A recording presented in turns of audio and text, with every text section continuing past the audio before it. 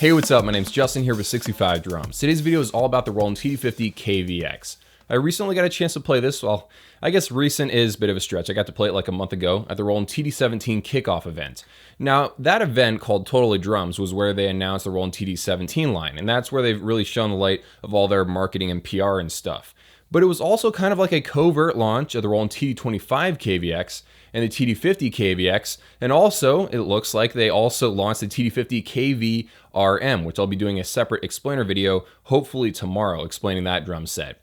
But overall, Roland wants to have like 3 drum sets for every module that they produce. So starting off with the shell sizes, you get a 14-inch digital snare, which is incredibly heavy. It's like 11 pounds or so. The first tom is 10 inches across, the 2 floor toms are 12 inches across, and obviously it comes with that 22-inch bass drum, incredibly fun to play.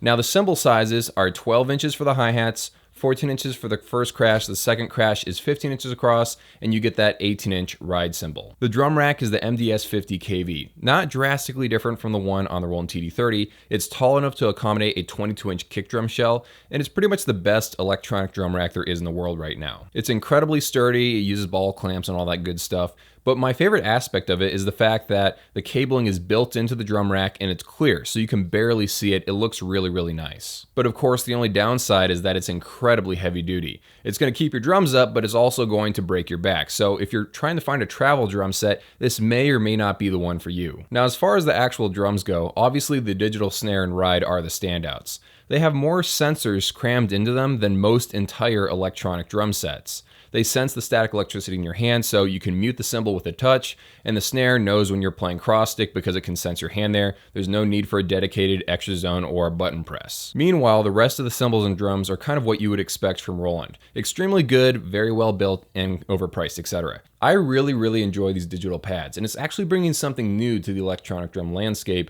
No other company builds pads exactly like this digital ride and snare.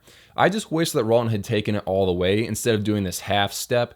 I know eventually like the TD60 or the TD70 will probably have USB inputs all over the back of the drum module. It's going to be completely digital. With this drum set, at least you can buy the ride cymbal, the snare, and the drum module in a package and really supercharge like a TD10 or a TD20 or even a TD30 drum set. If they'd made it into an all USB drum module, you wouldn't actually be able to sell that to those other Roland owners. So yeah, Roland probably just wants to make some more money by making it analog and also digital at the same time. Now, of course, there's more to this drum set than just those 2 pads. I also really enjoy playing on the VH13 hi-hats. These hi-hats right here are the gold standard for electronic hi-hats. Most companies really struggle with their hi-hats. For example, on like the Alesis Strike Pro. Now those hi-hats do work. If you mess with the trigger settings and stuff, they technically work, but they're not as smooth as like a Roland VH11 or a VH13 or even VH12. And a lot of companies, it's not just Alesis, a lot of electronic drum companies have struggled to get perfect hi-hats. The VH13 isn't perfect, but it's the closest we've gotten. These and maybe the ATV 14-inch hi-hats are the best 2 electronic hi-hats out there on the market. I think we can all agree those pads are awesome, but obviously the star of the show has got to be that 22-inch bass drum. Now you might be wondering why this drum set is even considered like a new kit, because they actually showed this off in the 2016 advertisements for the TD50 when it was originally announced. Well, it turns out that was a special edition run. They were going with a different distributor for the kick drum shells because Roland doesn't actually make those 22-inch kick drum shells.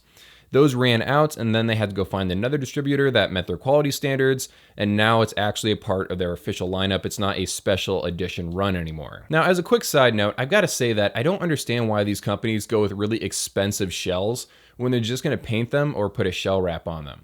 The only exception to this is like maybe Drum Tech because they go with sonar, but you actually see the shells. You see like the maple finish and all that stuff.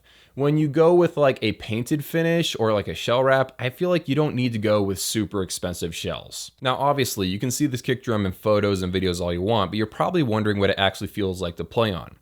If you've ever played a Roland TD17 or a TD11 or TD15, It's basically that kick drum pad inside of a 22-inch bass drum shell. You can actually buy it separate. It's the KD822. You can buy it for $300, and you can have this kick drum from the Roland TD50KVX and actually have it for like $300 plus the cost of a kick drum shell you found off of Craigslist. But as far as how it actually feels to play on, it's got like this rubber meets foam meets a mesh head feel to it. So your beater sort of digs into it, but not too much. It feels nice to play on.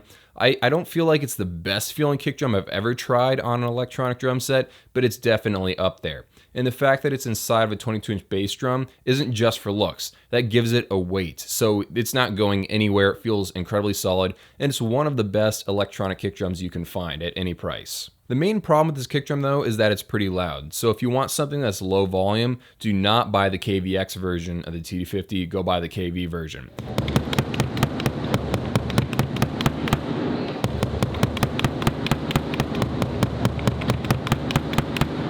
And maybe you could cut the volume down if you just shove all kinds of like pillows and stuff inside of the kick drum. Obviously, I didn't test that, so I can't say for sure, but that would help. All right, so now it's time to move on to the drum module. This is the Roland TD50, and it costs about $2,400 standalone. And it's a mixed bag, honestly. It's the most expensive drum module in the world, but it's not the best drum module in the world. Okay, so moving to the back of the drum module for a second, you get 8 direct outs, which you can assign to be whatever you want. You get 2 master outs that are 1/4 inch and another 2 master outs that are XLR balanced outputs. That's actually something no other drum module on the market has. It's one of my favorite features. You'll literally never need to use a direct box ever again. It has MIDI in and out, plus USB MIDI, and the ability to record 10 channels of USB audio. So you never need to use an interface with this if you just want to use the internal sounds. As I talked about earlier in the video, you also get 3 USB inputs for digital pads. So the snare and the ride are already taken up, but there's that open slot that no one really knows what's going to happen with. One thing really cool about this module is that it actually has 2 headphone ports on it. One that's 1/4 inch and one that's 1/8 inch. So no matter what kind of headphones you have, you won't have to like mess with an adapter or anything. You can just plug your headphones into whatever port you need. As far as interfaces go, it's still pretty confusing. Most drum modules from Roland, they're pretty simple, at least on like the mid-tier range and the low-tier range. But when you move to the flagship, it gets kind of complicated. You either have to watch some tutorial videos, bump around for 3 months, or you have to read the manual. And who reads manuals anymore? With my TD30, I was really stubborn and I just messed around until I eventually bumped into all the features I needed. But you probably should read the manual because there's a lot here. And I don't know, it would probably also be easier to find your way around if they weren't using a tiny little LCD screen from 1993. They've really cut down on the number of sounds inside of this drum module. You actually have less than half the number of sounds to work with here. But they did give you more like sound editing features so you can stretch those sounds in more ways. For example, you can adjust like the pinginess of the bell. They also have a feature called snapshot, so you can be editing your snare, for example, adjusting like the shell depth, and then maybe like the drum head type, the mic placement, and then eventually you'll forget what it originally sounded like. But there's a feature named Snapshot that lets you A/B between the original version of the sound and then your adjusted version of the sound, and then you can choose which one you want to keep. So while I personally think this drum module sounds better than any drum module from Roland they've ever made, it still does have that stylized Roland sound. You're either going to love it or you're going to hate it, and that's really up to you. So let's jump over to some kit examples.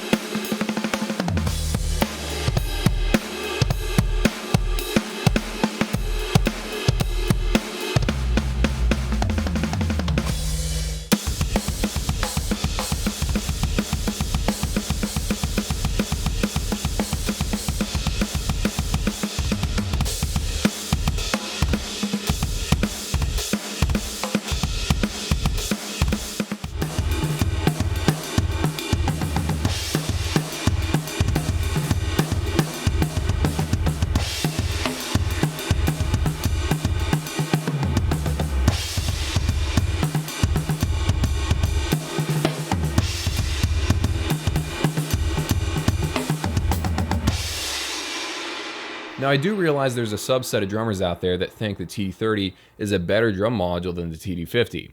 I own a TD30, I've used it for years, and I honestly do not think it's better than the TD50. The TD50 has a bunch of improvements over the TD30, but it doesn't have the title of best drum module in the world anymore. That's probably gone to the Mimic. So it's still a great drum module, one of the best drum modules in the world, and really good for, triggering VSTs as well, but I don't know if it's the best of the best anymore. Okay, so about the price. This thing costs $7,700 before taxes, and that's after the $230 price drop that just happened. That price drop might have something to do with the new limited edition run of the TD50KVRM, which I'll talk about in a dedicated video hopefully tomorrow or the day after.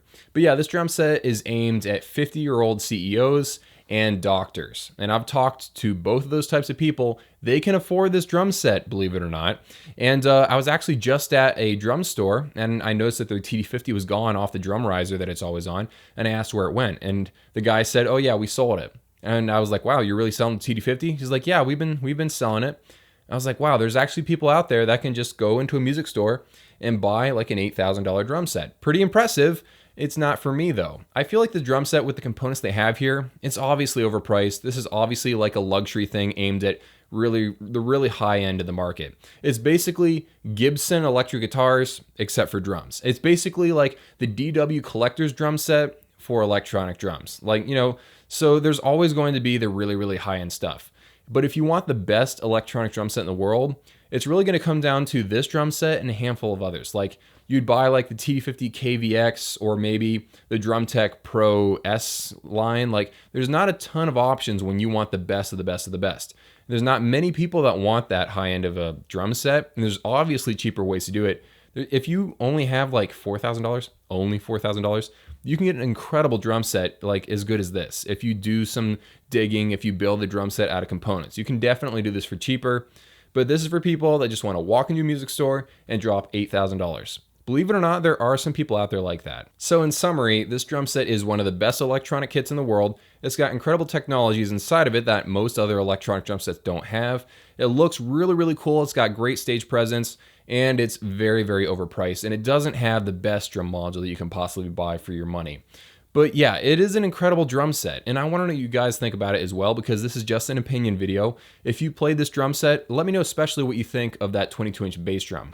I like it quite a bit, but I want to know what other people think about it as well. Hope you guys have an amazing day, and I'll see you in a few.